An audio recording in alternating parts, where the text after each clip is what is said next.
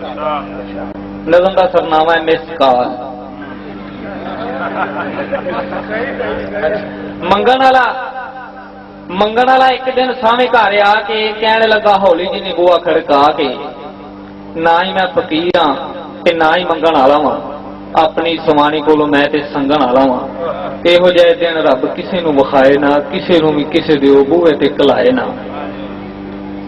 ते विच परदेसे वेख बैठी मेरी दादी नहीं, 3 दिन हो गए आपां रोटी मैं ते खाधी नहीं। वास्ता ही रब दा तू पावी ना तफरका, रोटी एक दे दे निक्के बच्चियां दा सदका। ते आपां को कहन लगी ढिला मुंह करके, ठंडा जिहा मिठा जिहा निक्का होका पर के, सच पिया मैं भुख किसी दी भी सकी नहीं, आया है बेटैमा वीरा रोटी हले पक्की नहीं।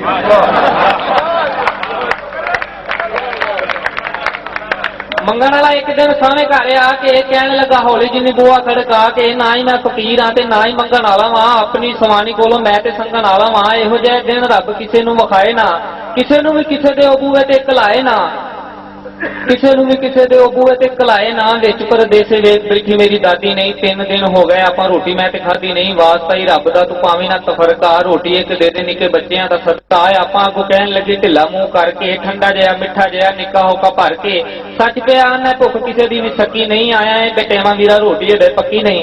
ते बह गया बाबा हथ मत्थे उत्ते धर के, कहन लगा फिर सी ओ कौला घुट करके, 0346 कट के मोबाइल जी, 613 90 पंजी कर देना डैल जी, 613 90 पंजी कर देना डैल जी। पक जावे रोटी जो देना मिस काल जी, भुखा नाल मरिया देख लवो हाल जी।